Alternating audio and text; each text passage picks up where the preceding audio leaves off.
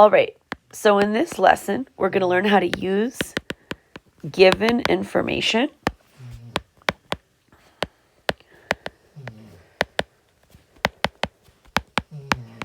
to label diagrams. Because eventually we're going to understand if they tell us some information about a diagram, we're going to try to figure out if we have congruent triangles in that diagram. So there's three main pieces of information that we're going to be using today. The first one is understanding the word bisect. So bisect means to break into two equal parts. So if something is a bisector, that means it's chopping something into two equal parts. The next one is the symbol for parallel, which looks like this. That means parallel. And for instance, we would say AB is parallel to CD. So that means two line segments are parallel. The next symbol is right here. It's this little upside down T. And that means perpendicular. So AB is perpendicular to CD.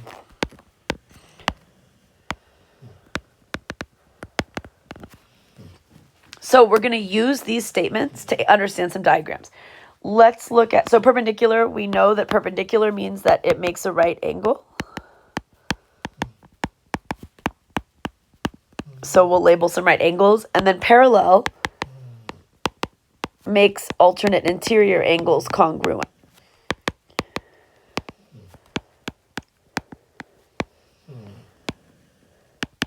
So we're going to use these givens to understand different diagrams and try to figure out which parts are going to be congruent to each other based on the diagrams. All right, let's look at example 1 and try to understand what this given information is telling us.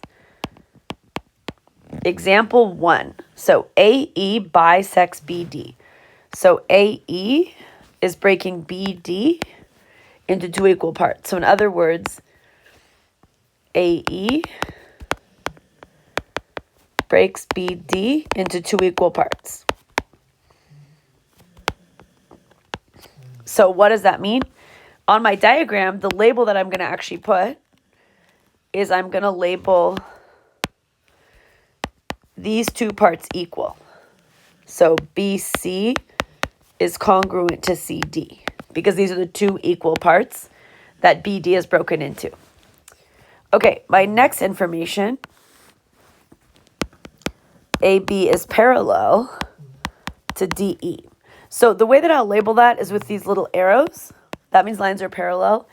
And it also tells me that some angles are congruent. So I can see that my alternate interior angles I have right here, angle A is going to be congruent to angle E. Those are going to be some alternate interior angles that are congruent to each other. So whenever you have parallel lines that are being cut, then you get some congruent angles as well. So this is how we're labeling this diagram to understand what the given information is telling us. We're going to do a few more. Let's try this one. This will be example 2. Okay, so HR is perpendicular to TA. So HR is perpendicular to TA. So what that means is it makes a right angle. So, and the symbol I use for right angle is this little corner symbol. So I have two right angles right here. The second given is that HT is congruent to AR.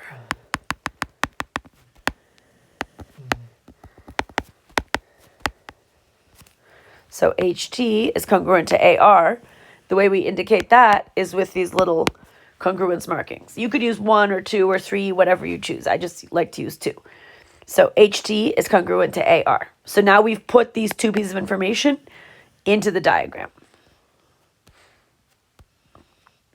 All right. Let's look at another one.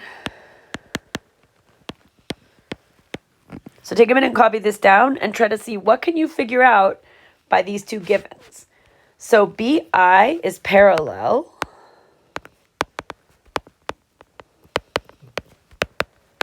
to RD. So BI is parallel to RD. And so whenever I see parallel, I'm looking for which angles are congruent. Well, the alternate interior angles are going to be congruent. So actually we'll have a bunch of congruent angles here, and we can label them with a little symbol like that, or you can do two little of those to show that the angles are congruent. So we can say angle B is congruent to angle R, and angle I is congruent to angle D, because these are all alternate interior angles. Sorry for my dog snoring. Okay, those are alternate interior angles. And now let's look at this. BR bisects ID. So to understand what that means, it's saying BR breaks ID into two equal parts. So here's BR, and it's chopping ID into two equal parts, which means IS is congruent to SD. So each given lets me put a lot of information onto the diagram. We are going to do, let's just do one more, and then we'll practice it a bunch in class, because I know there's a lot happening in this lesson. Example 4. RS is congruent to AT. Okay, that's our easiest one. RS is congruent to AT. So RS is congruent to AT. Perfect. And then it tells me also that RS is parallel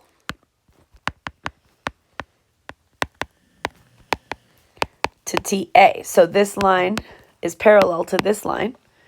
I don't need those. Well, let me make those better actually, sorry. So they're also parallel to each other, which tells me that I have my alternate interior angles congruent. So those two angles are congruent. So angle SRT is congruent to angle ATR. And I have another pair of, do I have another pair? No, that's my only pair of alternate interior angles that are congruent. So that's how I would start breaking down this diagram with the given information that they're telling me about.